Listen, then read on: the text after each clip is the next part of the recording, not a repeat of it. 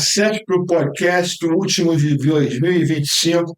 Temos aqui reunidos 8 associados que têm uma experiência somada que vai superar os 3 números de século, né? De qualquer forma, vamos aqui compartilhar com todo mundo como é que a gente está percebendo o ano de 26, né? Eu vou começar com meu amigo José Luiz Suzini. Suzini, seja bem-vindo. E aí eu queria que você pudesse, começando só, depois eu vou fazer a volta, uma palavra-chave para 26. Fomento e investimento. Essas 2 palavras. Palavra-chave. Resiliência. Resiliência. Isso aí, eu acho que esse é sempre permanente, né? Muito bom. Então, agora, Alex Lucena, seja bem-vindo também. Saudações alvinegras, como sempre. Você. Palavra-chave. Conexão. Conexão, muito bom. Muito bom. Então, nós temos aqui já uma conjunção, né, de fomento e investimento, resiliência, conexão. Maria Luísa Reis, Live 245. Olha, a palavra-chave é ecosistema, que é muito mais do que as pessoas falam. Isso aí dá muita conversa, com certeza. É mais do que um podcast, né? Conexão. Qual é o sistema? Tá vendo? Fomento, investimento, resiliência, conexão, ecossistema. Augusto Archer, City for Life. Fala com a gente. Rede. A rede junta todos esses pontos. Que eu acho que é um grande problema que a gente tem hoje. É essa desconexão. Eu poderia falar de conexão, mas como estamos Já falou aqui. Vou falar rede. Mas olha, nós estamos entrando em consonância com o que são os valores essenciais da nossa entidade, né? Muito bom. Álvaro Cisneiro, Seven Consulting. Bom dia, pessoal. Eu acho que a palavra-chave, apesar de toda a nossa polarização, né, da sociedade, é o otimismo. Eu vejo o Brasil afunilando, começando a afunilar ideias que são comuns, né? Acho que esse otimismo generalizado, acho que vai tomar conta da gente. Isso vai permear os negócios também. Muito bom. Bruno Mondin, Stephanie Ventures. Qual é a gente? Eu vejo inovação. Acho que os desafios que a gente tem para frente, eu acho que a inovação é uma chave para superá-las. Não é à toa que você terminou o Nobel esse ano, né? Finalmente. E meu amigo Alisson Castro, que acabou de chegar de Macau e abriu um portão para a gente lá. Nosso embaixador Brasil-Macau, tá certo. Temos o embaixador da Argentina, que é o nosso Ricardo Dória, e o Alisson Castro, que é nosso embaixador de Brasil e Macau. Conte para a gente. Palavra-chave: internacionalização, China. Muito bom, então. E aí a palavra-chave que eu vou dar para todos é que, na realidade, eu te encontrei também. Que é igual que nós fazemos muito, juntos somos mais, né? É isso aí, juntos somos mais.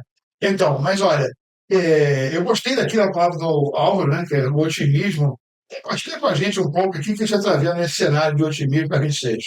A gente faz um estudo todo ano, para os nossos clientes, sobre um panorama macroeconômico retrovisor 25 e um pouco de projeção para 26, né? Compilando vários estudos de várias consultorias importantes, né? 25 vai estar ali na casa dos 2%, Rio de Janeiro crescendo mais do que Brasil, o que é um fato histórico importante, né? A gente tem muita dependência de royalties ainda, a gente tem um déficit fiscal importante no Rio de Janeiro, coisa de 25 bilhões de reais, então, é a projeção desse ano, e a gente só pode usar royalties para cobrir déficit até 2026. Então, se buscar aí algum caminho político, econômico para tirar essa dependência, ou resolver o déficit, ou continuar usando o royalties para cobrir essa conta. Né? Mas a gente tem um cenário positivo em Rio de Janeiro, né? Olhando um pouco para trás, olhando no retrovisor, e olhando para frente, acho que a gente tem dois grandes fenômenos acontecendo. O fenômeno Trump, né? E o fenômeno de uma economia sendo empurrada pelo consumo, com o governo botando dinheiro na população, né? E um Banco Central puxando isso ao contrário, né? Uma queda de braço ali constante, que vão gerar consequências. O Trump gerou consequências no mundo todo, no Brasil não é diferente. E a principal consequência que a gente percebeu é a diminuição da confiança do mercado americano. né? Esse mercado, historicamente, sempre foi muito confiável e muitas apostas de investimento, né? Por isso o dólar sempre foi a moeda mais forte do mundo. Essa visão de crédito de confiança dos Estados Unidos está na hora, né? Por conta desses rompantes do presidente, que geram um efeito direto no Brasil, no Rio, no nosso setor, né? Então, a gente gosta de dizer que a economia é uma frase do vou lembrar do economista, que é a confiança é a graxa da economia, né? E essa confiança sendo abalada lá, menos dinheiro colocado nos Estados Unidos, o dólar é depreciado em relação a todas essas economias. E, como consequência, o dólar perde valor, aumenta esse valor aqui, o dólar perde valor aqui no Brasil, e a inflação é controlada por consequência disso. Tá? Um pouco porque esse efeito represou muito produto no Brasil, os produtos baratearam. Né? E a inflação, por conta da diminuição do dólar, diminui. Então, a gente tem um fenômeno interessante no Brasil, já trazendo para a nossa realidade aqui, de pleno emprego, né? Com muito dinheiro injetado na economia, uma inflação começando a se controlar muito em função do efeito Trump, né? Por conta dessa disponibilidade de produtos no Brasil, da queda do Não foi o requinte do Banco Central, então. Não foi, cara. Então, acho até que ajudou ali, que sentar um ano de juros vai. Não tem como não gerar consequências, mas acho que é um conjunto, principalmente, do efeito Trump.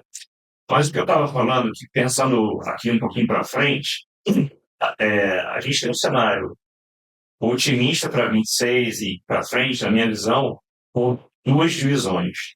Uma, que eu acho que o efeito Trump também, o clima, Lula e Trump, geraram um efeito colateral positivo para o Lula, né?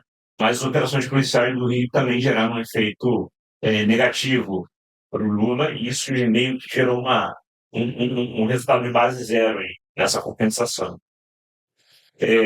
Mas o que eu acho que é mais relevante para a gente aqui é uma economia que, a despeito está com juros muito altos, investimento sendo desincentivado. A gente estava falando, se não tiver um projeto com ROI mais de 30%, em 2 anos você não consegue viabilizar projetos. Né?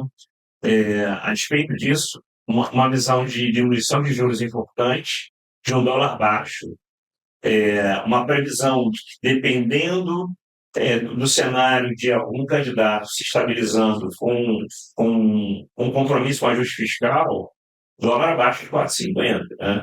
Isso afeta todos nós aqui, porque não só na inflação do nosso dia a dia, mas na tomada de compra, na tomada de investimento que a gente vai fazer a partir de agora. Com um cenário de dólar 4,50, a economia muda completamente. Né? E, associado a isso, acho que a gente tem um cenário, como eu estava falando, de uma visão otimista macroeconômica brasileira, conversando com a política, que a gente tem uma sociedade que está um pouco cansada dessa polarização. Por que isso afeta a gente de alguma forma? Porque eu acho que a abertura dos ouvidos para o diálogo, daquelas pautas que são comuns, ela de fato está acontecendo. Né? A gente tem um Brasil, de certa forma, puxa para cá, puxa para lá, mas ele vai caminhando a sua própria jornada, independente de direita e esquerda no poder. Né? Mas existe no mercado uma percepção de uma leve vantagem para um candidato com um compromisso fiscal. Isso muda completamente as perspectivas. Né? A gente vê a Bolsa aí bombando muito em função do dinheiro americano, dos investidores saindo dos Estados Unidos e para países emergentes como o Brasil. E aqui vale a pena ressaltar que o Brasil, dos BRICS, dos 4 grandes do BRICS, é o único que não tem problema geopolítico. Né? A China brigando com os Estados Unidos, a Índia brigando com guerra com o Paquistão, né? Índia brigando com a China e a Rússia, se dizer com a Ucrânia. Né? É um cenário muito favorável para o Brasil para receber investimento. Né? E com 15% ao ano no banco, isso aumenta muito a entrada de investimento especulativo, claro, mas talvez para um investimento, pela questão geopolítica, um pouco mais nas empresas. Então, se a gente pegar esse cenário todo macroeconômico, eu acho que a gente tem um cenário bastante positivo para 26 em diante. E conversando com a questão política, né, o mercado prevê uma leve vantagem de candidatos compromissados com o ajuste fiscal, por conta dos candidatos da direita, uma taxa de rejeição um pouco menor do que do Lula. Não sei se vocês lembram, o Lula ganhou único exclusivamente por causa de 1% de rejeição menor que o Bolsonaro. Os dois tinham uma rejeição altíssima, né? Esse 1% a mais do Bolsonaro fez o Lula ganhar. Essa tendência se inverte agora, né?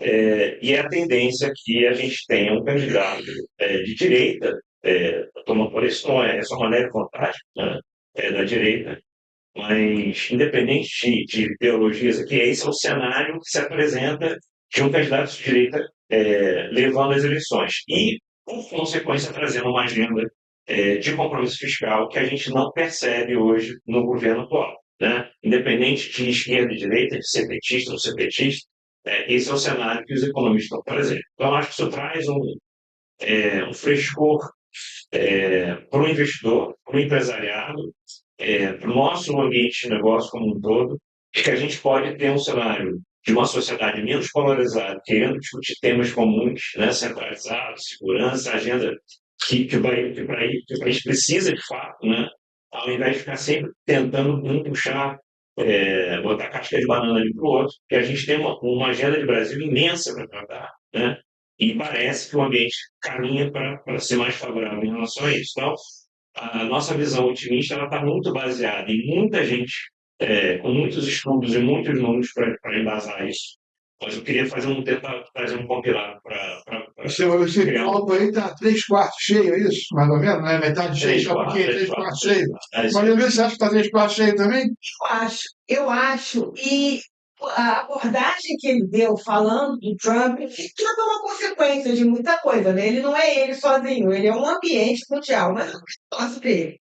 Mas eu queria falar sobre previsões que foram feitas pelo Gartner e que traduzem um pouco essa ideia da questão geopolítica. Até teve um evento agora em São Paulo, no outubro, falando sobre geopolítica no centro, então esse é um ponto extremamente importante. E o Gartner coloca 2 pontos nas previsões dele sobre isso. Eu estou lendo aqui todos os 10 itens que ele prevê, e um a curto prazo é a geopatriação, que é tornar a infraestrutura a entrar na nacionalização. Isso não é uma ação que hoje o Brasil está fazendo, que a gente tem lido muito sobre data center, sobre soberania digital, sobre regulação de plataformas, etc. Mas não é uma coisa exclusivamente brasileira. Isso é uma ação internacional que foi apontada pelo Gartner Internacional como uma tendência para 2026, a geopatriação. E eu dei uma palestra na semana passada sobre isso, e alguns consultores que estavam presentes falaram que já estão recebendo demandas de empresas fazendo uma movimentação na nuvem para as suas estruturas. Isso é algo bastante impactante no nosso setor. Mudar onde a estrutura vai estar, independente da política do governo, porque a gente vê a política do governo fazendo, e às vezes a gente está falando assim, mas a gente meio que deixa para lá, porque são apenas políticas. Mas se a gente acha que não é apenas a política de um presidente, mas que o mundo inteiro está fazendo esse movimento, a gente vai acabar sendo empurrado nessa correnteza, independentemente da nossa vontade ou do candidato que a gente prefere adotar isso ou não. Então, isso é uma tendência, e isso tem muito a ver com o que eu falei de ecossistema. Porque o ecossistema, as pessoas nesse movimento que aconteceu nos Estados Unidos, as pessoas começaram a pensar que não é só a globalização. Você tem que se pertencer a um ecossistema. Tem que pertencer desde a sua unidade na empresa até a sua cidade, o seu estado e o seu país. Esse é um ponto interessante. Quando você fala de ecossistema, normalmente a percepção é que é um corpo individual, é individualista, é o ecossistema. Quando, na realidade, o ecossistema é o todo mesmo. E eu recentemente publiquei um artigo, você deve ter visto ali no Diário do Povo, que fala sobre o que é inteligência. O homem é insubstituível ou não é insubstituível. Isto é, o homem é insubstituível. Por quê? E tem a ver com a inteligência artificial. Como assim? A inteligência artificial está botando a gente contra a parede. pedindo que a gente se explique qual é a posição humana nesse processo. O que é que o humano vai fazer? E aí a gente começa a pensar que o humano tem que extrapolar daqueles conceitos de escopo de trabalho, de tarefas a serem executadas. Isso quem faz é a tecnologia, isso quem faz é o robô, a inteligência artificial. O homem tem que transbordar para fora do seu escopo e segurar a mão do colega, entender o problema dele, e ajudar e participar de outras atividades, mesmo fora daquela definição original dele, que é a única coisa que vai restar o homem fazer. Se bem que o Arthur vai dizer para você que tem tal de digital twin, né, que tem aí uma correlação muito interessante Mas é só de poder fazer o espelho digital. Né? exatamente. Mas então, dentro da organização de trabalho, você vai ter que ter esse posicionamento das pessoas, não importa qual a função original dela, participar, questionando e contribuindo para o trabalho do colega, alertando se algo está errado e participando disso. E da mesma forma em outros processos. E aí, voltamos ao ecossistema, como a gente costuma falar quando a gente está falando de tecnologia e inovação. Ah, vamos fazer o ecossistema do Rio de Janeiro, o ecossistema daqui e dali. Ecossistema exige demandas. Nós prestamos serviços. Nós oferecemos a nossa tecnologia a alguém que vai se beneficiar disso. Seja o governo, através de uma atividade social ou não, ou seja uma empresa que vai comprar do nosso produto para melhorar a sua produtividade. A gente presta serviço, nosso desenvolvimento tecnológico para a vida e o trabalho dos outros. Então, se a gente no nosso ecossistema não tem alguém para ajudar, a gente não tem quem compre o nosso produto, a gente não vai ser verdadeiramente um ecossistema. Esse ecossistema foi na origem, né, ele vem diretamente do contexto de meio ambiente, onde todos aqueles seres orgânicos e inorgânicos estão atuando em consonância, né, dentro da preservação daquilo que é existir como natureza. Eu estou otimista, porque essa preocupação, essa crise que aconteceu no mundo nesse ano, gerou um sentimento de ecossistema. E a gente indo para um caminho que talvez não estejamos acostumados há muitos anos, a gente está se rearticulando dessa forma. E aí tem que ser, independentemente de qual presidente, qual governador, a gente tem que ter a visão que estamos juntos e temos que defender. Então, esse nacionalismo, que não é uma coisa mais vista como forma negativa, mas uma forma de se unir e estruturar para servir ao mundo, a gente está começando a treinar. Super otimista. Bom, Richard, você está aí pensativo, com um olhar de horizonte? Conta pra gente aí o que está nessa cabeça. Eu sou sempre esperançoso realista, né? Espero que tudo vá bem, mas não tenho essa certeza. Eu gosto muito de acompanhar a questão geopolítica. Eu acho que hoje, eu tenho visto e acompanhado, essa globalização é um momento de retração. Né? Os continentes, os países, eles estão se fechando muito mais. Muito puxado, talvez, pelo presidente Trump, mas isso já vem acontecendo em função da guerra lá da Rússia com a Ucrânia. A Europa começou a se fechar e se preocupar com essas questões ligadas a isso. Né? E aí veio em seguida com essa visão da América. E quando hoje olha a América, nós somos agora uma atualização do movimento, olhando exatamente a América como a América. Né? Então, a gente, seguindo um pouco a linha do que o Álvaro e a Maria conversou, eu acho que essa retração, né, o que gera exatamente esses microecossistemas, né? Aí a gente vem desde o continente ao país, né? E dentro do país as nossas particularidades aqui. Eu acho que cada vez mais, por questões até geopolíticas, né, voltadas ao que está acontecendo no mundo todo, a gente vai ter cada vez mais a tendência de olhar para dentro. Certo? A gente já tem hoje, eu acho que 2026, economicamente, a gente vai se tornando complexo, porque a gente sabe que o orçamento já passou das duas, se isso vai estourar, okay? Então, quem se eleger vai receber um cavalo de Troia, por exemplo, que vai ter que ter muita eficácia e competência para poder resolver. Eu acho que a gente começa a ter uma subida a partir de 2027, se tudo der certo. Então, eu acho que 2026 vai ser um ano de definições, dependendo de quem seja eleito, direita, esquerda, enfim, de quem queira fazer alguma coisa pelo Brasil, né? A gente tem hoje aí a questão política muito, os políticos soldados aí, sempre foi assim, né? Acho que está pior, e a gente vem perdendo isso. Uma partida, a gente tem a parte que já se deslocou da questão política, que é a questão das empresas privadas, né, principalmente. Então, eu acho que realmente quem toca o país são as empresas, são os empresários, né, que são muito demonizados aí em relação à sua participação, mas é que segura o país em termos gerais. Né? E eu acho que isso vai continuar acontecendo. Eu acho que agora a passagem da pandemia e a passagem do tarifácio vai dando calo. Eu acho que vai lidando um pouco mais e trazendo as empresas para uma realidade mais dura em relação ao que está acontecendo e como está sendo acompanhada essa questão política disso, né? Então, olhando para o nosso microcosmo aqui, né, respeito ao Brasil, eu acho que a gente tem uma grande oportunidade, né? O povo está trazendo dados, né? E dados são importantes nesse ponto.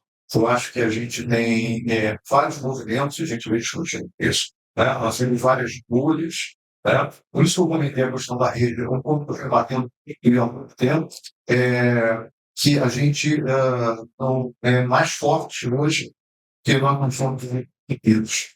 Né? Se a gente conseguir romper essa coesão e ter uma ação mais sinérgica, né? Isso fala o governo, a academia, enfim, pegar todas as hélices aí do MIT e juntar, seguindo o seu bordão, juntos seremos muito mais fortes. Então, pega um pouquinho do gancho que a Luísa comentou. Eu acho que, e aí eu acho que o papel veio um pouco da SESP, dos pontos, acho que a SESP tem uma atuação bastante efetiva em relação a isso, da possibilidade de, pela atuação da União Nacional, de poder ser um ator importante em relação a essa questão, que nós estamos falando de inovação, estamos falando de tecnologia, estamos falando de China. A gente fala China, já vem aí na mente exatamente tecnologia. Eu acho que para a gente ser atrativo, né, e para a gente poder gerar projetos, a gente precisa exatamente estar aberto a todas essas oportunidades para que a gente possa trazer tecnologia, a gente possa criar polos e tornar o Brasil, e aí vamos reduzir mais ainda para o nosso Rio de Janeiro, tornar o Rio de Janeiro atrativo de novo para isso. Então, assim, vamos apanhar um pouco, né, do que foi falado, mas uma visão minha muito otimista. Eu acho que a gente vai ter várias preocupações aí nos próximos anos, mas eu acredito que a gente tem. Alguém falou resiliência. Eu acho que resiliência é uma palavra que eu colocaria aí como segunda opção dentro do que eu comentei em relação às próximas anos. Sabe que o Brasil, você fala de oportunidade, né? E o Brasil, quanto tempo a gente ouve, né, o gigante adormecido, parece que nunca acordou, né? Ele está acordado, sim, ele quer, de repente, em algumas áreas, ele é preguiçoso. Mas se a gente for analisar, só existem 14 países no mundo que têm pelo menos 100 milhões de consumidores. Poder aquisitivo. Desses 14, 11 estão na Ásia. Só tem 3 no mundo ocidental. Os Estados Unidos, México e Brasil. Então, o Brasil tem um aprendizado de mercado grande, de conseguir atender, né, as partes continentais que outros não têm. Eu acho que a preguiça tem a ver com muitas prioridades. O que a gente coloca na frente é difícil de escolher. O fato de a gente ter um mercado tão grande, tão diverso, e ao mesmo tempo uma possibilidade de alcance dele limitada por várias restrições que a gente sabe, né, até a questão logística, né? Acaba que a gente não enxerga o potencial que isso é. Tanto que a gente, na nossa atividade, a gente sempre tive dificuldade com o cliente ele perceber o que era visão de produto e de escalabilidade. Porque ele não tem esse aprendizado aqui no dia a dia dele, né? Ele está sempre focado na entrega do serviço, customização. Eu vou pegar 2 aqui, que já era o meu amigo Bruno Bondin, Stephanie Ventures, né? Várias startups aí que estavam com cunho internacional. pode trazer um pouco de tempero, e depois eu vou passar para o Alisson para ele trazer Macau para a gente e contar um pouco. Porque eu quero me apegar um pouco, talvez, um aspecto mais prático, né? Assim, a gente vê de vários planejamentos para 26, como navegar 26 e tal. E olhando para o mercado do Rio de Janeiro, o que eu enxergo? A gente tem um mercado do Rio de Janeiro muito pujante, mas também muito maduro, né? Basicamente em empresas de função crítica, último negócio. Então, você vai olhar oil gas, é um mercado muito específico, nosso, de nossa especialização. Você tem um mercado de energia, a maioria das empresas de energia estão aqui, né?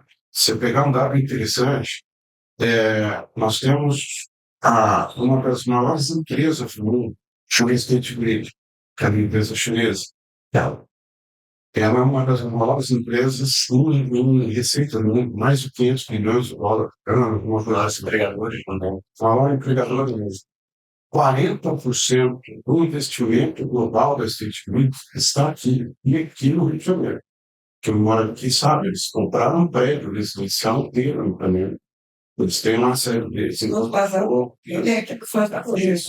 Eles têm uma série disso. Então, assim, 40% do investimento global deles em energia está aqui. Tá? Você pega a parte de mídia, é muito forte aqui para nós, saúde, que é muito forte para nós, tanto em informação do mundo obra, empresas, etc., para por aqui. Tá? Então, de certa forma, as nossas associadas aqui são empresas que estão dentro desse ecossistema. São empresas que têm uma especialização muito grande nesses assuntos. Isso é muito importante. Mas, ao mesmo tempo, são empresas que também têm essa questão de um crítico no DNA delas, ou seja, são questões que não podem parar, são questões que têm que funcionar 24 horas por dia, tem que ser algo robusto, porque os nossos clientes são assim, a gente não pode parar o hospital, a gente não pode parar a energia da rua, a gente não pode deixar essa infraestrutura da gás sem manutenção, que pode também ter bem-vindas, esse lugar, tá? A gente já falou aqui, né? Todo mundo já falou um pouquinho dessa questão econômica e, vamos dizer, de questões geopolíticas que estão acontecendo, né? Essas empresas todas que eu estou falando, elas têm um pouco menos, elas sofrem menos dessas questões mais do dia a dia político, certo? Então, a Petrobras, quando ela decide um investimento, ela vai ficar 5 anos, 10 anos, 15 anos, 50 anos. Isso. Ou uma State Grid, quando decide um investimento, a minha financiação, assim, mesma coisa, setor de saúde, construir um hospital, seja, etc. Então, a gente tem, de certa forma, um mercado um pouco mais resiliente. Ele não é tão afetado pelo dia a dia, vamos dizer assim, no meio. Então, em compensação, a gente tem duas questões que a gente tem que olhar. Tá? Primeira questão que a gente está sofrendo, a gente está com um dos maiores juros reais do mundo. Né? Tem primeiro, segundo, terceiro, quarto real, 15%, brincadeira, 15% de dinheiro. Isso leva, na prática, a um custo de dinheiro muito caro. Quando a gente vai decidir um investimento, quando a gente está falando de tecnologia, uma grande parte que a gente faz em investimento, é difícil você fazer a conta bater. Né? Ou seja, entre 15% do dinheiro e o retorno que eu vou ter, o retorno, como estava falando, vai ter que ser de 30%, 40%, não vale a pena. Tá? Então, essa é uma questão. A segunda questão, né, então, você vai fazer um investimento, olha essa questão financeira. Okay? A segunda é para onde eu vou, como é que está o mercado, etc. E aí sim, no nosso janela mais de médio prazo, a gente realmente tem algumas questões que não estão claras. Né? Está bem fácil com o Trump, o que vai ser, nós resolvemos. Né? Nem ele. O investimento, será? Apesar do clima, que mudou ali. O próximo governo vai ser mais à direita, mais à esquerda, vai atacar a questão fiscal em frente ou não vai, para onde vai esse juro, porque no final das contas, quanto a gente vai. A gente não consegue conviver com esse juro por muito mais tempo, se a gente não vier cá. Tem jeito. Tá? Ok. Voltando aqui para as empresas, né? Imaginando como é que é. Então a gente trabalha no ano que vem. Então, assim, aproveitar essa questão. Quando nossas empresas, todos nós temos especialização nesses mercados, mas não estão. Por que eu trouxe a questão da inovação, né? Traz junto inteligência artificial, traz junto a própria transformação digital, traz junto tudo, sabe? Traz junto uma série de assuntos. Tá? É porque, assim, tem um valor que nós temos realmente de diferencial aqui, até com empresas de fora do Estado, esse conhecimento que a gente tem nesse ecossistema, né? Ou seja, nesses áreas todas. E aí, a inovação para funcionar, ela não vem do ar. Ela vem de conhecimento que você tem das dores, dos problemas, etc. Então, isso depende dos pés. Então, esse pode ser uma questão diferencial. Para que a gente vai procurar. Então, assim, o cliente, provavelmente, ele não vai trazer essas questões para a gente no momento já. Mas a gente tem que ir lá e buscar e falar, cara, se você trabalhar isso, fizer aquilo, com uma certa inovação, com inteligência artificial, seja o que for, eu te consigo um projeto que dá um retorno X com pouco tempo, etc. E tal. E com uma taxa de assertividade muito maior. Não estou trazendo aqui, claro, estou trazendo uma coisa muito específica. Né? Então, essa é a forma que eu vejo de como é que a gente consegue passar um ano que é mais difícil. Essa questão do juro alto, ela não afeta só investimentos. Ela afeta o caixa das empresas. Afinal das contas, onde está sobrando, então, etc., né? Você vai ter que pagar. Ok? Quando você está numa situação, a gente já viu agora em 2025 isso. As empresas começam a enxugar orçamentos, né, custos, etc. É natural. Isso vai para nós diretamente. Então, aquele serviço que eu já tinha lá, 5 anos, 10 anos, recorrente, etc., ele vai vir e dar um jeitinho de pedir, seja um desconto, na realidade até menor que seja um desconto, né? Porque senão a segunda parte ele fala assim, aquele negócio que você faz em 10 anos, sei lá, agora eu não preciso mais, eu vou montar uma refeição para casa, porque eu quero diminuir isso em 30%, 40%, e assim que você pode comer, etc. E tal. Então, assim, também é uma forma de mitigar isso, né? De quanto esse dinheiro a menos está no orçamento hoje para investimento, por causa da questão do dinheiro ficar caro, etc. Como é que você faz? Tá? E aí, para nós, como empresários, qual é o desafio? O desafio ele caminha dentro do comercial.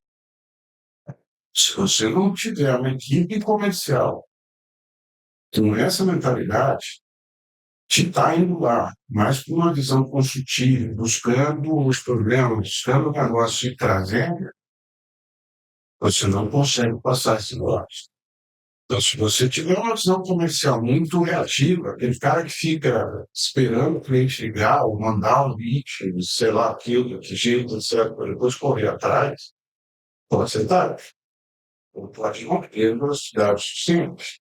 É a resiliência do Pira, né? Ou seja, a resiliência só do comercial. Tem o comercial cascudo. Isso. E lembrar que quando você muda para esse mundo mais reativo, um mundo mais ativo, mais construtivo, também tem a questão do nosso caixa. O ciclo de venda ele se torna mais novo. E isso traz um desafio para a gente. Sim. Só se eu vou ter que ter lá uma equipe, etc. Pode ficar E aí ele começa a mitigar esses riscos e começa a abrir a porta para Macau, que é a porta portuguesa lusófona para a China. Alisson, conta pra gente como é que foi a sua experiência lá. Foi uma experiência incrível. A gente tem pouco tempo aqui, vou procurar Fazer um sintetizar aqui, porque realmente foi muito interessante. A China está de braços abertos. Nós fizemos a missão aí para Macau, Hong Kong, Hengqin, sul da China. Mas a China como um todo, ela está aberta ao Brasil. Aberta, abriram seus caixas, tá? E nós temos muito para oferecer para eles. Agora, eu trabalhando como líder em inovação esses últimos 15 anos nas empresas, eu procuro usar essas missões para tentar fazer uma viagem para o futuro. Quando a gente faz essas missões, é como se a gente pegasse uma máquina, né, que fosse para o futuro. E o que eu achei extremamente interessante chama-se eficiência. E é o que talvez para nós aqui seja o grande gargalo. Eles são extremamente eficientes. Então, e nós aqui somos um pouco mais lentos. E isso vai trazer um certo problema, já está trazendo um certo problema. Nós somos da área de TI, a gente sabe o que é gerenciar recursos humanos. Eles não têm esse problema. Então, você fala uma coisa para eles, ele quer te entregar amanhã. E é isso que nós precisamos desenvolver aqui no Brasil. Então, essa parceria que a CESPRO está fazendo, junto com as universidades que nós fechamos semana passada, os acordos de entendimento, né? Então, nós trouxemos Unirio, Universidade Federal Rural do Rio de Janeiro, junto, Universidade da Cidade de Macau, junto, Universidade de São José. Através desse convênio, o que nós queremos fazer? Trazer essa experiência dos alunos para cá e levar os nossos meninos para lá. E nesse processo de intercâmbio é que nós vamos conseguir fazer o quê? O que os chineses fizeram, aprenderam. Então, o que eu posso dizer é que a gente tem muito que aprender com eles. Por que o Brasil não é um risco geopolítico? Porque a gente faz negócio com todo mundo. E é assim que tem que ser. Então, nós temos que continuar fazendo o negócio. Agora, intensificar com a China. Porque uma coisa é o que a gente vê na internet. Então, às vezes as pessoas dizem, mas precisa fazer uma missão, você precisa ir lá fisicamente. Uma coisa é o que você vê na internet, nos resources. Outra coisa é o que você vê ali no dia a dia. Aí você entende de fato se aquilo entrou de fato ou só é um hype. E eu posso dizer para vocês assim, eu participei de vários eventos, nós fizemos apresentações, eu fui ali também em Shenzhen. Assim, é um negócio assim, astronômico. É astronômico. Então eu fui em alguns eventos de eletrônica, de robótica. Então, assim, os eventos deles, eles fazem hangar de avião. Então, assim, o que eu quero dizer é que não tem pobreza, não tem miséria. E é essa a nossa visão que a gente tem que ter. Então, assim, de uma forma resumida, eu, quando viajo, faço essas expedições, eu gosto muito de paradoxos. Eu acho que os paradoxos é um negócio muito interessante. E a China, você chegou lá, ela já joga paradoxos na sua visão. Porque eles têm problema de mão de obra, quantidade. Não. País com 1,4 bilhão. Só que o nível de tecnologia, automação e IA é altíssimo. Como é que é isso, né? Não tem problema de mão de obra, então você paga ali $1 por dia e está resolvido o meu problema. Não é assim que eles pensam. Algumas empresas, né, a gente sabe, aí, que tem relatado em revistas, né, que empresas que produziam iPhone, eles automatizaram toda a sua linha de produção. Por quê? Porque eles estavam cansados de gerenciar problemas de suicídio na linha de produção. Tá? Nas revistas está escrito lá, eles tinham grade nas suas janelas. Então, é aquela coisa do humano que a gente falou, que o novo papel do humano, eles já estão trabalhando isso daqui. O que eu quero só deixar aqui, né, consignado, é que é uma grande oportunidade. É uma grande oportunidade, graças aí a CESP, o Robert deu essa incumbência de ser embaixador. Então, vamos dar uma devolutiva. Porque tem uma universidade aqui, Carioca, com o programa RISE, né, que de repente vocês têm que começar a conversar desde já, dentro do acordo que foi feito com a Universidade de Macau. Eu vou trazer aqui para o amigo Luciano trazer para a gente e dar mais detalhes do que vocês estão fazendo como desafio lá no Carioca com o programa RISE. Eu vou pegar um. Já que a gente falou de geopolítica, eu sou um carioca que estava morando 4 anos em São Paulo. A gente não mora em São Paulo, direito tem. É a perspectiva esse ano, que vai muito de encontro ao otimismo da Maria Luísa do Alvo, ou ecoar isso em cima do que eu vi, do que eu vivi nesse ano, o que a gente plantou, melhor dizendo, mais, eu vou fazer um comentário, é um dos exemplos, esse ano que me leva a um mindset otimista para o ano que vem. Então foram 4 anos em São Paulo, e no início do ano, e o Robert falou, pô, a gente precisa voltar para o Rio, tô ficando doido, e o Robert me chama para a gente tocar logo em março, no primeiro trimestre, o programa de aceleração de startups de área. Para quem conhece saúde, educação, empreendedorismo, são as palavras que melhor me definem. Já começou um ano ali legal, né? A gente juntando ali as startups, fazendo essa dinâmica, que já foi muito bacana. Ao longo do ano, eu escolhi a palavra conexão, caso sem combinar, para o sistema da Maria Luísa, porque nós sempre fizemos essa autocrítica, nós cariocas, que nós somos muito ruins de articular, de conectar o sistema. A gente conversava isso lá, a gente sempre fica falando que os mineiros fazem isso melhor que a gente, né? Paulistas fazem isso melhor que a gente, Santa Catarina faz melhor que a gente, e a gente aqui não se conversa. E esse ano, eu participei da construção de 2 ramos. Um foi lançado de saúde, um foi lançado em agosto, a Firjan, que saiu no papel aí depois de alguns anos, tanto voltado para segurança do ambiente de trabalho, saúde, uma pegada mais de indústria. E agora, junto com o Celso Misquia na Carioca. Celso Misquia foi aluno de mestrado de computação do meu pai. Está tendo atrasmente aí muito forte, eu brinco com ele dizendo que a humanidade é um spin-off da PUC, né? Que é a nossa raiz. Fiz 35 anos agora, o Celso fala assim, cara, vamos montar a universidade nos próximos 5 anos. Não só a dele, porque uma coisa que a China fez, e isso acompanhei muito de perto, é falar de Canadá rapidinho também, enfim, aí, vou querer me candidatar um embaixador de Canadá, vem coisa boa aí, 2016. Muito bom. Mas a China investiu décadas em educação. Você ia lá em Waterloo, no Canadá, só chinês, ser principais universidades do mundo. Então, sem educação, esquece ali. Não tem construção de nada. O Brasil está muito atrás dos países que conseguiram dar os seus saltos em 10, uns 20 anos. Se a gente está atrasado no básico, no chão de fábrica, que é a educação das pessoas. Né? Nós somos aqui uma classe de elite, a gente está falando assim, um gap assustador para a educação. Hoje eu trabalho no Paulo de Carioca, uma universidade que atua ali no segmento C, né? O segmento unidade MEIA, unidade Rio Comprido Tijuca. Então, quer dizer, são perfis completamente diferentes também. Por um lado, isso é muito bom, porque se eu estou trabalhando hoje com alunos que têm sangue nos olhos, massa. Se você der a vara, o cara vai pescar uma baleia para você. E precisa daquele incentivo.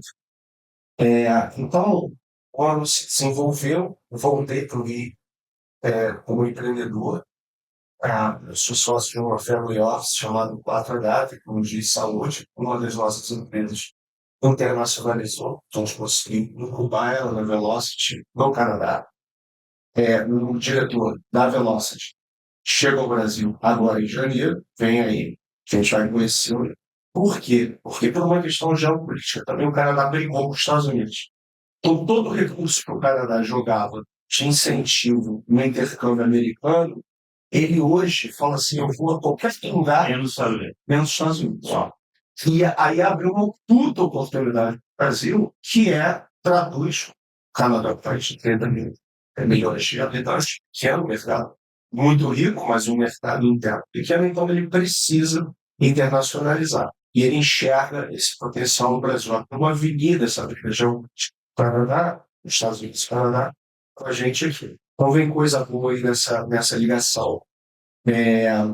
A gente já mandou uma startup, eles querem trazer várias startups. O que eu acho que termino esse ano é diferente do ano passado.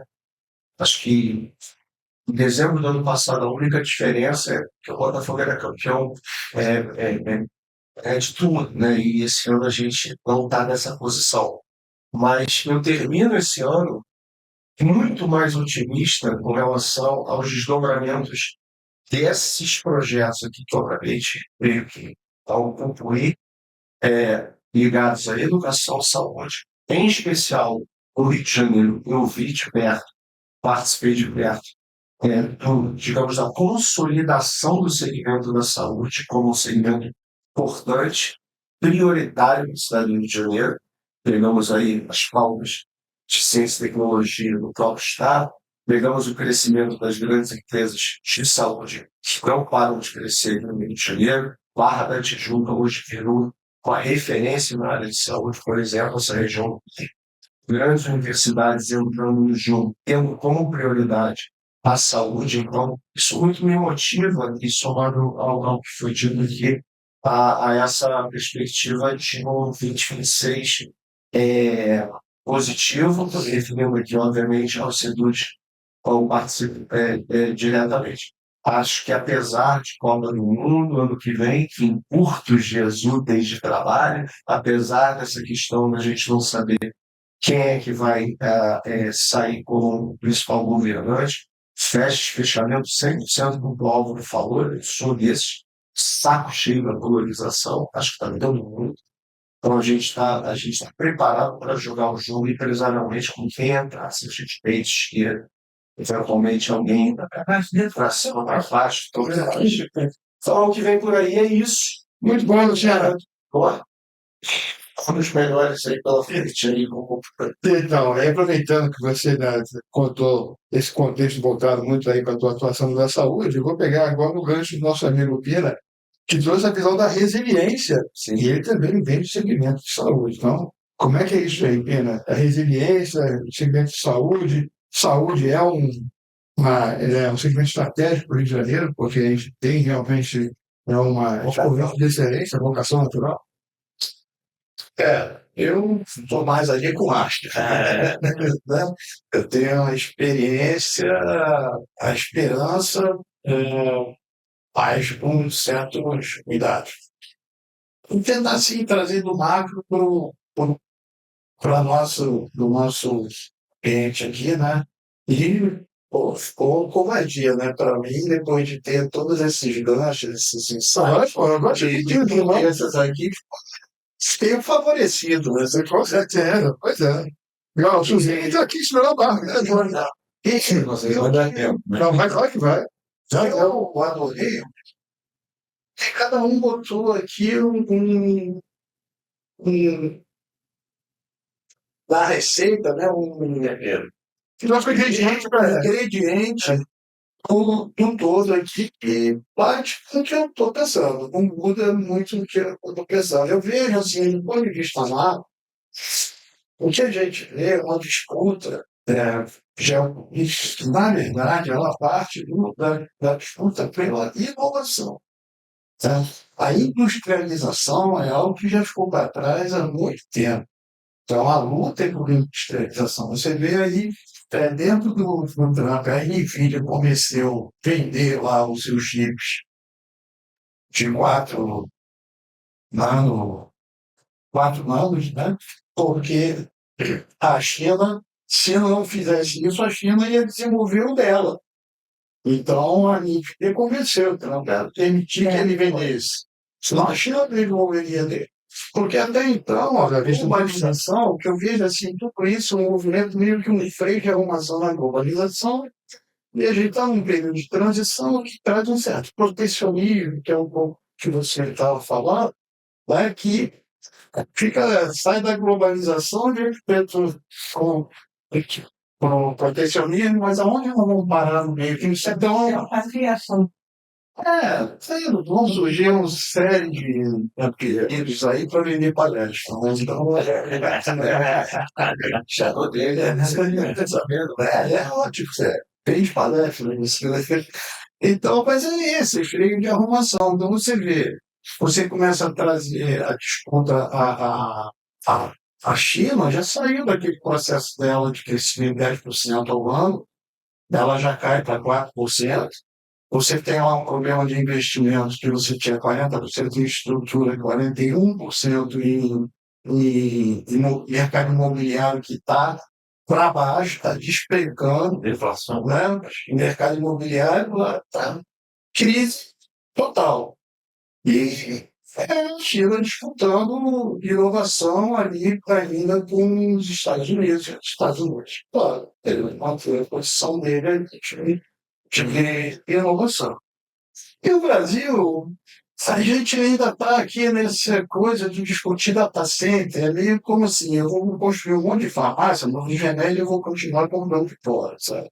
Então é isso. Qual é o conteúdo que eu enfio ali? Então, eu invisto em tijolo, isso, não sei o quê, mas toda a minha comunicação é equipamento que vem de fora, todo o computador da ali vem de fora, todo o software que eu estou enfiando ali vem de fora. Então, você está montando uma farmácia, está comprando remédio de fora. Então, a gente ainda está nesse estágio, e ainda tem a tragédia da educação, que é a experiência do FOSSOF aqui, que eu dirigi há alguns anos, discutiu também, né? Nossa, é de chorar. Você vê meninos de 17, 18, 24 anos ali, já. Cara, é uma condenação eterna. Né? A tragédia da educação, quando você não consegue que esses rapazes façam 4 operações básicas. 4 operações, é o processo de seleção que a gente tinha aqui. Agora, você dentro tem um lado positivo. Você tem talentos ali fantásticos, que a gente conseguiu destacar alunos que foram fazer projetos de balística depois. Você tem esse outro lado. Então, mas isso desperta numa frustração ainda maior. Você sabe que o talento está ali, existe, mas a gente não está extraindo esse talento, não está produzindo isso, né? E quando eu vejo aqui no Rio de Janeiro, por exemplo, essa questão do consumo, essa fala, consumir, a gente vê grandes empresas, se fala da maior empresa, não sei o quê, a gente fala da Petrobras, não sei o quê, são grandes empresas. Mas aí o paradoxo, você citou também, estou pegando aqui os ingredientes de todo mundo, né, para fazer, costurar. O paradoxo é que essas empresas têm um pé atrás na contratação de empresas de pequeno e médio porte, que é a grande maioria dos nossos associados, aqui não só no Rio de Janeiro, como no Brasil.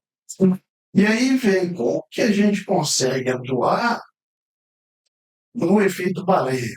São vários peixinhos, mas a gente tem que atuar no efeito baleia. Como que a gente consegue entregar segurança de entrega de grandes projetos para empresas de grande porte, quando você sabe que o contratante que está do outro lado olha para a empresa de pequeno porte com total desconfiança. Ele não vai arriscar a posição dele e contratar uma empresa de pequeno e médio porte. É isso que eu vi nesses, que eu vejo nesses 50 anos que eu atuo no mercado de TI. Há mais de 20 anos eu atuando mais especificamente na área da saúde, eu já trabalhei mais de 10 anos no banco, tive parceiros aí, o presidente do Itaú foi meu colega de trabalho, foi grande de Brás, e atuei em indústria, atuei em vários segmentos que isso se repete em todos esses segmentos. A Great Capital, que a gente montou lá na década de 80, ela saiu do mercado porque ela não via o nosso sistema tributário montado, né? Como favorecedor do Venture Capital do projeto de triângulo. Porque você investe durante 10 anos, desde que você tem resultado, você fica, você não tem show no inverso. Então, eu vejo essas dificuldades. Ou seja, então a resiliência, olhando para esse ano de 2026, taxas de juros altas, instabilidade geopolítica nessa disputa de mercados. Na verdade, eu trago aqui uma palavra que a gente não citou, que é a questão ética, porque quando você está investindo nos Estados Unidos, eu acho que entra a questão da ética. Você tem um modelo ali de governo que é uma ditadura, gente. Né? Você tem outro lado, uma democracia que a gente sabe que é imperfeita, não é perfeita. Então, o que, que você vai? De alguma forma, quando você fala de égide, onde fica a égide quando você fala de um lado ditadura e de outro democracia? Então, eu vejo um pouco de falta, o paradoxo ainda para a gente definir realmente o que, que é ética. Então, no paradoxo, nossa vida prima, a gente tem um bate-volta de paradoxo. E aí eu vou falar, ó, Bruno fala, eu vou mãozinha, eu vou pedir para cada um fazer um fechamento muito rápido, ficando somente 27 minutos atrasados para o nosso almoço que serve. Então, tá? Perdemos o pé. Eu só compartilhar com vocês até algo que até mudou um pouco a minha visão, tem a ver com essa questão de internacionalização, que eu acho que é importante e tal. E eu estou acostumado, na realidade, assim, eu tenho bastante negócio internacional, né? E eu estou acostumado, tipo, da Índia para cá, né? E, recentemente, o meu quadradinho mudou, assim. Duas empresas, duas pessoas, na realidade, me contrataram por LinkedIn, negócio, né? Mas são dois chineses, tá? Aí você olha, então, isso aqui eles estão ligados a fundos de investimento, venture capital, esse tipo de coisa, mas os dois querendo falar comigo sobre o mercado brasileiro, oportunidades, aquelas coisas que a gente sempre vai trocar um pouco de figurinha, que o cara está sondando para vir para cá de alguma forma, investir, mexer com esse. Só que eu confesso que eu sempre tive um pouco de pé atrás com a Chile, tá? Mas é isso que mudou na minha cabeça agora, assim, até eu comecei a estudar um pouco, entender um pouco melhor essa história e tal. E alguns dos relatos, assim, os brasileiros que já estão lá e fazendo negócio muito bem, etc., no final, que o pessoal está falando? A China mudou um pouco a forma como ela vai fazer. Tá? Ela entendeu esse negócio do Trump, na realidade, não é um negócio novo. Essa discussão das tarifas, vocês lembram, vinha até que era o primeiro mandato dele lá, 8 anos atrás, né? A China, de certa forma, não entendeu que a forma como ela estava indo ia causar problemas de uma forma ou de outra. Então, o BES tinha uma balança comercial na maioria dos países tende para a China. Isso traz, obviamente, uma pressão para ela. O dinheiro não pode ficar só indo para lá. Ele tem que voltar, de certa forma, etc. Mas a China não era assim. A China era sempre sentava com a gente, queria colocar, ela vamos para o mercado, se for ótimo. Mas você não via a troca, era esse meu pé atrás. Ok? De certa forma, eles entenderam isso. Parece que vai ficar mais claro, porque agora eles fazem aquele plano internal novo, lá embaixo, né, sabe?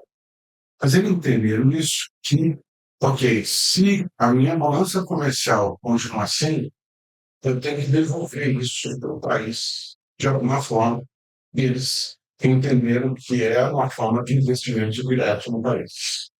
Então, isso explica um pouco a questão do presidente que eu falei, explica um pouco o que a BioID está construindo e está colocando aquele complexo enorme. O nosso canal do Panamá, né? Passando aquela estrada que o Rio vai até o Pacífico. Isso. São exemplo do que os Estados Unidos fez com eles há 40 anos atrás. Na realidade, porque o sentido que eu estou chamando a atenção é para nós, que eles estão investindo agora no Brasil. Os resultados devolvendo, de certa forma, o dinheiro que estava saindo dessa atividade. E, de certa forma, para se conectar ao ecossistema deles. Tá? Esse ecossistema da inovação na China, ele é parecido são várias empresas pequenas conectadas umas nas outras que estão indo ao mercado. Isso é um diferencial. Exato. É isso que eu São entendi. pequenas empresas por causa do sistema de governo. Exato. Só que aí que dá uma oportunidade imensa. Se participar desse mesmo ecossistema, da China, etc. e tal, você já é um embaixador. Do efeito balança, acontece lá muito Isso está dizendo. Tem toda a oportunidade, sim. Isso aqui do oportunidade da Déia, que ela aparece, é a obra dela. Então, mas eu queria raciocínio é que a gente tem uma outra questão que é demográfica, né? O nosso polo demográfico, ele praticamente encerrou. Então, a gente tem aí, em 2030, você já tem 25% da população, 65 anos ou mais. Então, só completar. Então, nós estamos enriquecendo pobres ainda. Enquanto você teve ali uma Europa que levou 200 anos para envelhecer e teve tempo de ficar rica, a gente tem um prazo muito curto. E aí é que vem, eu acho que a atenção da gente.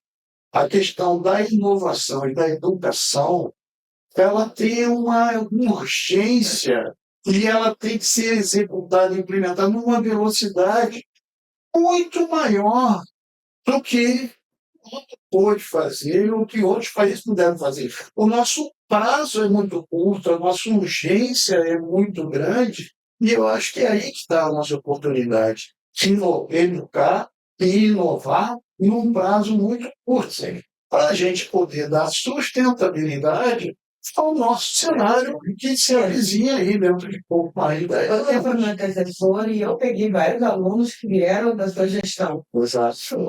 Funciona, a gente vê. Inclusive que funciona. 6 meses de funciona. Olha, 6 meses. 6 meses. Tem uma boa Não é notícia. muito tempo assim. Eu vejo uma boa notícia nesse tipo de inteligência artificial. Sim. Ela vai ajudar demais a cortar Sem dúvida. esse gap. Que a gente precisa de educação. A gente precisa parar de fabricar farraça, de conduzir a Sem dúvida. Eu concordo plenamente com o que vocês estão falando, porque eu também sou ligado pela área de educação educacional. Então, durante muitos anos eu estive dentro da maior parte das escolas, faculdades, tratando esses produtos lá, e eu conheço bem o funcionamento. E você vê que realmente, do tempo para cá, eu acho que a coisa piorou um bocado, mas é o que o Alex falou. A inteligência artificial, eu acho que não é, eu diria que eu passei pela maior parte das revoluções. Para mim, essa é a disparada maior. Tem muita gente, inclusive, agora que eu estou voltado, né, metido mais na área de fomento, né, de captação de recursos para desenvolvimento, eu tenho ajudado a desenvolver, porque eu não só tento buscar o recurso, mas eu gosto de me envolver no projeto em si. Então, eu estou junto de muitas startups pequenas e tal, que estão mergulhando na questão da utilização da inteligência artificial, porque ela está andando muito rápido. Você começou com os grandes LLMs, não sei o quê, e depois a coisa começou a migrar um pouco para os SLMs, que são os Specialized Language Models, e aí você já está tendo a inteligência agêntica, né? E agora você está criando a multi-inteligência agêntica. Você tem 3 camadas de agentes sendo orquestradas, em que o cara aqui de cima recebe, distribui para cá, vem para cá, e você tem uma resposta que dificilmente, por exemplo, na área médica, já houveram escalas lá nos Estados Unidos, eles simularam um hospital lá, a Microsoft fez isso, com várias especialidades embaixo, todos agentes especializados, e que a resposta foi muito melhor do que o exemplo, né? Muito mais rápido, infinitamente mais rápido, mais eficiente, né? E estatisticamente melhor do que. Então, eu acho que a mensagem que eu vejo muito importante até para as empresas da SESC é a seguinte: essas startups que eu estou ajudando, eles estão mergulhados nisso e estão usando essa questão até da inteligência agêntica para criar produtos novos a partir do zero, tá? E modelos de negócio novos. Tem na área de saúde também. Outro dia eu vi uma empresa, vou falar o nome, mas talvez vocês conheçam, que ela tem 3 anos mais ou menos de criada. O primeiro ano ela teve 1 milhão de faturamento, o segundo ano 800 milhões, agora me parece que ia fechar 2025 com 1 bilhão e 800 milhões de faturamento. É um plano de saúde, supostamente, pelo que eu ouvi a entrevista com o fundador, está de novo. que é o tal do Isaías Petrelli, né? que ele diz que isso é tudo feito por inteligência artificial ali embaixo, entendeu? Ele é um cara fora da curva e tal. Mas, como esse caso, tem muita oportunidade sendo criada e eu vejo uma certa acomodação a uma parte das empresas, assim, especialmente na área de TI, que deveria estar muito atenta a isso. Eu vejo, não, beleza, vamos ver aí ano que vem e tal, não sei o quê. Isso é urgente, é urgente. Eu faço uma pergunta para o empreendedor, sempre quando ele vai na aceleradora. Você sabe qual é a velocidade do seu principal concorrente agora? É uma coisa que você. Porque se ele tiver com IA, você está comendo com ele. É, Né? Ele está caminhando para trás. aí existe uma grande oportunidade para as empresas que estão surgindo agora, porque algumas delas estão mais ligadas do que as empresas mais antigas, mais conservadoras, que talvez até por já terem passado por revoluções anteriores e tal, acham que a coisa vai, né, existe um hype também na inteligência artificial, vai ter provavelmente uma bolhazinha que vai explodir, mas só que, como em todas as revoluções anteriores, as empresas vão Joseph Smith era velho. rodas ou 5 anos no mundo, 2 anos. Já tem que isso é uma tristeza, isso são grandes mundos anteriores, são aquelas que realmente estão fazendo. Porque o venture capital também ele cria as bolhas, não o venture capital, mas o investimento financeiro, ele cria as bolhas porque ele gera uma cadeia de É o descasamento da produção com o investimento. Uma hora depois quer. 11 eles financiam sempre em qualquer revolução, daí você estimula a demanda. Exatamente.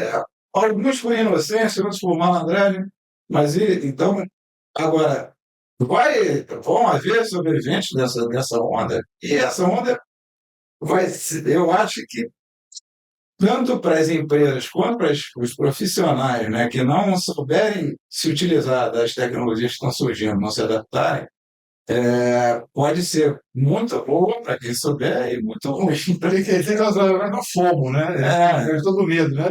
Então, já a onda, você vai tsunami. Estudando. Eles sabem. Vai botar interessante sobre isso.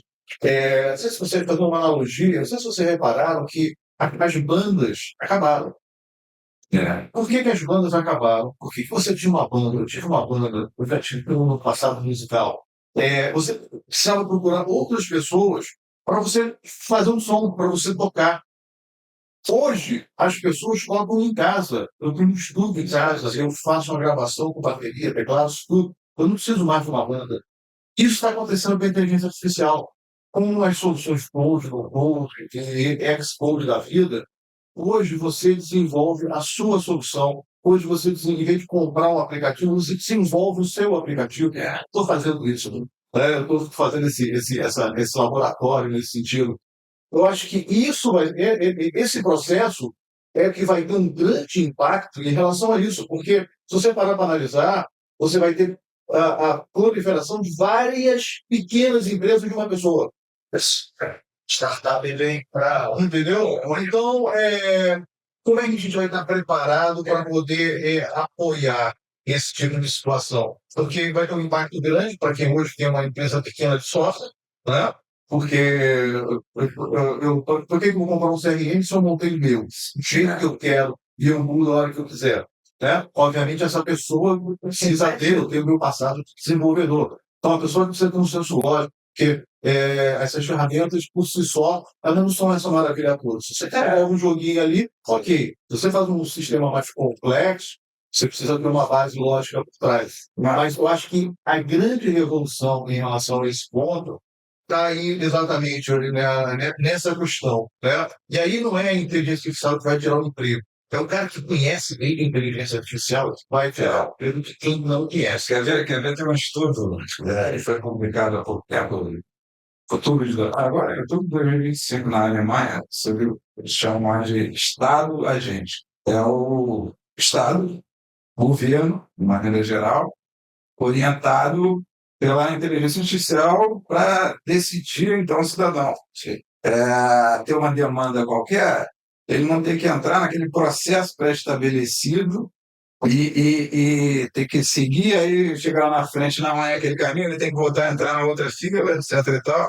Essa questão do Estado agente, ela parte do princípio de que a inteligência artificial ela tem que ser proativa. O cara faz uma demanda, coloca a demanda dele em linguagem natural, né, maneira como ele sabe colocar muitas vezes, então ela consegue até ser mais empática em determinados pontos, e se adaptar melhor à linguagem daquele negócio. Se você tiver um LLM treinado naquela.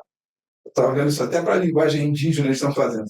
Então, ele chega, coloca a demanda dele e um conjunto de agentes dirige ele para o que ele está precisando realmente, entendeu? Sem grandes burocracias, sem ter que entrar na fila, sem ter que entrar, etc. e tal. Então, por exemplo, tem uma empresa que eu estou auxiliando, que ele colocou um projeto de subvenção econômica agora, que é trazendo um pouco desse conceito aí. Eles tinham um sistema de gestão de processos a nível estadual e municipal, e que eles estão desenvolvendo um novo, praticamente novo, do zero, baseado nesse conceito, e potencialmente vai ser uma inovação mundial. Então, o que eu queria dizer é que, na verdade, isso se aplica a qualquer segmento desse. É uma grande oportunidade. Você, na área de saúde, você pode ter um negócio orientado. A diferença é que a filosofia passa a ser proativo e não passivo, entendeu? Não responsivo. Ele se antecipa, ele procura se antecipar a demanda do cara, sabe? E orientando ele no caminho correto que ele deve seguir dentro daquela floresta que é um processo, sei lá, do Estado ou qualquer outro tipo, um RP que não seja, entendeu? Então, em qualquer um dos setores verticais, para mim, a grande oportunidade que está começando a acontecer, vai acontecer nos próximos 2 anos, é a utilização, verticalização dessa inteligência artificial para as empresas de TI. Você ter um produto qualquer, você tem que repensar ele para ele passar até essa postura proativa com o uso da inteligência artificial. Então, aí a Marisa me provocou e a minha projeção para 26, eu vou fazer a minha e vou encerrar aqui porque nós estamos com a gente, né? E bate muito, foi muito legal o que a gente fez aqui, porque criou meio que um fio condutor mesmo, né? Para mim, o que nós comentamos sobre o impacto da inteligência artificial que você acabou de narrar, 26 é o divisor das empresas que vão ficar, que passaram a ser nativas no uso da inteligência artificial, e as que vão ser patentes. O 26, para mim, é o ano que vai ter realmente essa divisão, onde você vai passar a buscar fornecedores, parceiros que estão usando a IA, porque você vai ter maior convicção e clareza de que ele está entregando a velocidade que você precisa. Então, para mim, mas é o grande divisor. Está indo exatamente para a IA aplicada. Exatamente. É isso aí. É isso aí. Acho que esse é o grande 26, o cara é fecha. Esse jogo, nossa, da parte de Jurássica. Mas isso Continua sendo sobre nós. A gente conseguir o efeito planeia. sim. Porque se a gente continuar fragmentado, Isso tem a ver isso diminui as chances de sucesso. da nossa palavra-chave que não é conexão. Né? Conexão. Isso E no Rio de Janeiro, conexão significa baixar as cartas e parar de jogar pontos. Porque essa é a que nós culturalmente estamos acostumados. Pessoal, eu quero agradecer muito a todos nós. Esse aqui foi um podcast muito legal, improvisado totalmente. A gente não imaginava que ia fazer assim. Eu acho que é a primeira que a gente faz na história com 9 componentes. Muito obrigado.